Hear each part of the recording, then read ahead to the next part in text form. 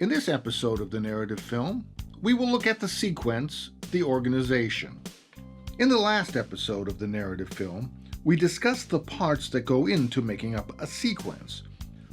In this episode, we will see how those parts are organized in order for the sequence to tell a story. Last time, we showed how a film sequence is ultimately developed into a unit of action referred to as a scene.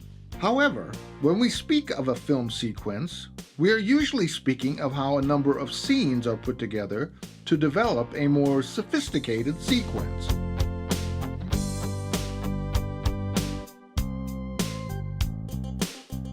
Let's take another look at the simple sequence that we observed in the last episode.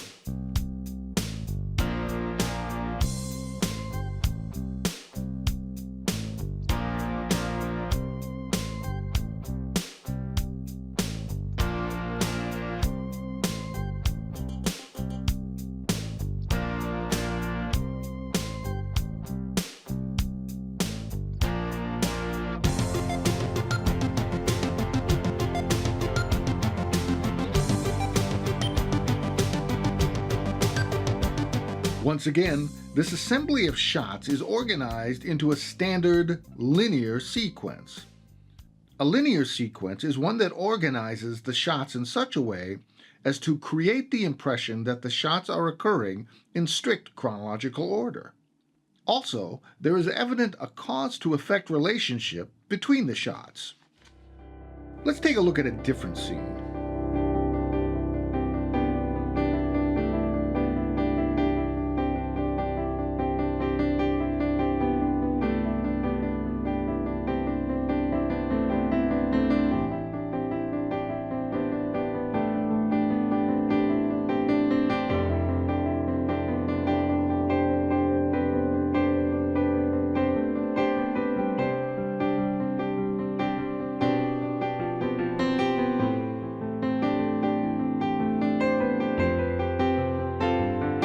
Once again, we are presented with a narrative that follows a linear sequence.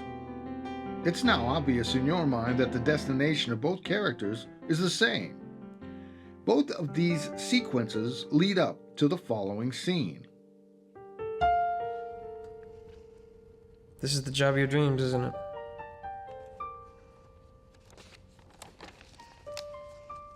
So you'll be moving away? To the big city. Isn't it exciting?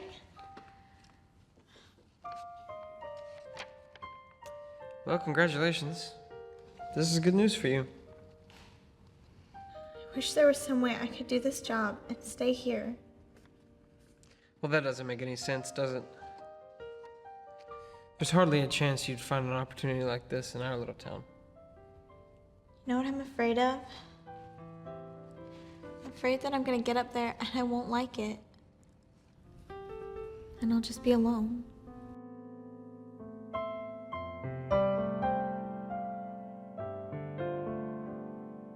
Now we could put the sequence of the young man and the sequence of the young woman in front of this scene to have a longer, more complex sequence.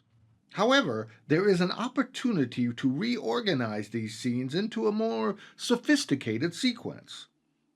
In 1915, pioneering filmmaker D.W. Griffith redefined narrative filmmaking with artistic choices he made in his silent film, Birth of a Nation.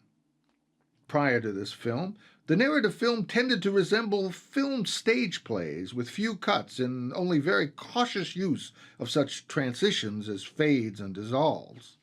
A scene was shot in one location, and then a new location was presented, and the narrative continued.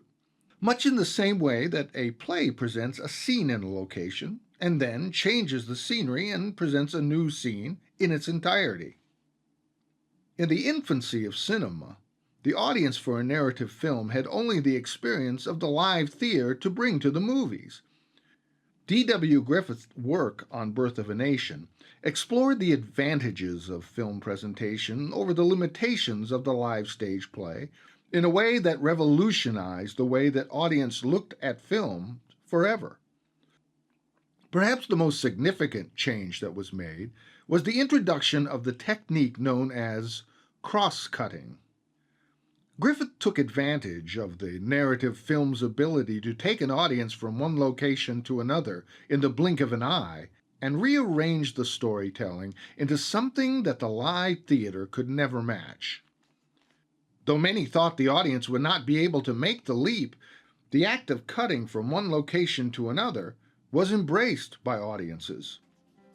Now, rather than telling our story from one point of view to another, let's take another look at the sequence between the young man and young woman using the cross-cutting technique.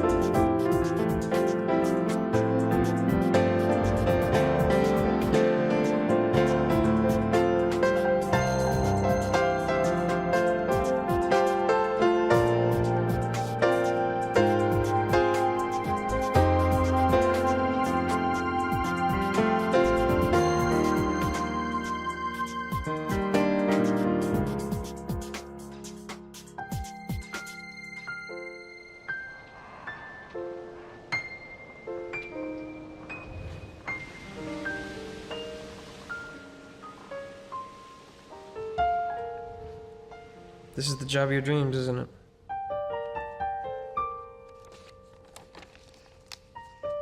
So you'll be moving away? Even with To the the big cross-cutting city. technique, Isn't it we exciting? notice that the sequence is still a linear sequence. It moves in strict chronological fashion, with the exception of the short jump in time between when the young man reads the letter and the scene with dialogue between the young couple. The sequence is still chronological in its organization, but the dissolve served as an elliptical device, in that it jumps across time, but it is still chronological in its order. A linear sequence can be organized into what can be referred to as an elliptical linear sequence, but we'll cover that and other significant types of sequences in the next episode. We'll see you then.